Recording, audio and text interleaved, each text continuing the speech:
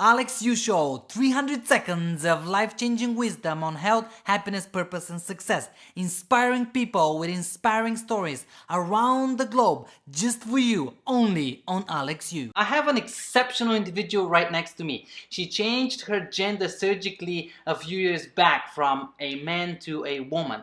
And we're gonna find out what her journey has been and the wisdom she's gained. Mikayla is going to tell us all about it in 300 seconds, so tune in. Mikayla, thank you for being on the show. Nice to meet you here. I knew since I was, I don't know, like 4 or 5 years old, this was going to be part of my journey.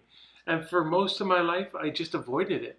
I joined the army. I flew planes. I did everything I could to try and run away from it.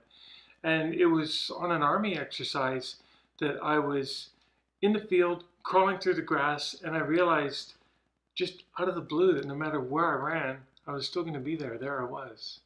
It took me until I was 37 to really say enough's enough. I've been all over the world. And there was no more running. The more you run, the louder that the internal conversation gets. And sooner or later, it will stop you in your tracks. You go to your GP, then you go to counselor. And it has to be a counselor who specializes in gender identity issues, right? And then they'll help you through everything you need. You need to see 2 different counselors to have them sort of verify what you're doing, because a lot of the stuff you're going to do is irreversible. Then you get a referral to an endocrinologist, and he deals with hormones. They give you some pills. First off, I call them the anti-boy pills, and then the pro-girl pills. They go together, and that's you while you're pre-op. Yeah. From there, you just wait in line for surgery in Canada. Thank God it's covered by the medical system. 7 years. 7 years. 7 years. The reason is because for 4 or 5 of those years, I had no idea the government paid for the surgery. So I was saving like mad. And somebody I knew had the surgery. Like, no, the government pays for it. I'm like, what? So I had to jump in that line really quick. And They pay 100%. 100%. 9 months after I figured that out, that I had my surgery date for Montreal, all I had to pay for was a ticket there. I gotta ask you this.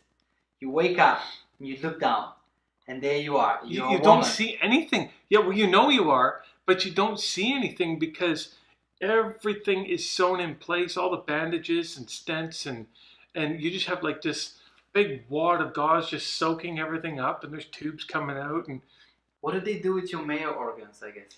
they remake them into what they're supposed to be. You have to wait, like, I think it's about 6 to 8 weeks, but everything works fine. Everything works fine. It works fine. Now that you've been on both sides, I guess, having sex as a man or as a woman, which one is better?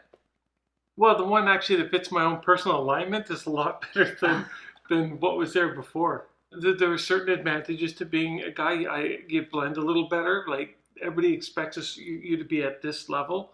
And with women, there's the argument you hear more often than not, just when you look between the lines, is you've traded down, and that's really offensive. Honestly, for me, it was a quest for an alignment that I needed. Internal soul. Yeah, right down to the very core of who I am. So I really couldn't tell you because they didn't spend a lot of mental time as a man.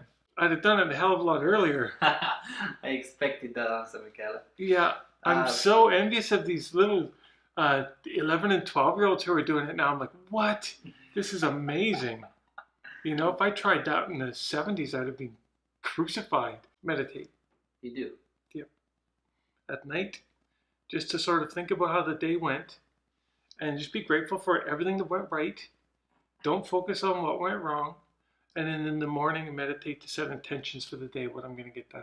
The change that you did, has it affected your health, you think, in any ways? In a positive way. Okay. Yeah, mental health is awesome. You know, and with that comes all the physical stuff. Exactly. I've got no other issues at current. If something doesn't make me happy, I just don't do it. Full stop. Doing what I want, having empathy for others, and trying to make a difference. And it doesn't matter, like, I'm not saying everybody needs to be some world-class business leader. If the only difference you make is to your dog at home because you give him the best life possible, then that's your contribution. Whatever makes you happy, whatever drives you internally. The purpose of life is to learn. You arrive at point A, and you need to keep learning. You need to keep striving to make yourself better, your soul better, because I personally believe you're going to keep coming back till you get it right. Reincarnation. Yep. And so you've come here with a plan. I really believe everybody has. How you learn how to deal with challenges, whether it's a divorce, a move, a loss of a job, or you want to learn something new and all the little obstacles that are going to come in the way of that. This was 300 seconds of life-changing wisdom from Mikayla.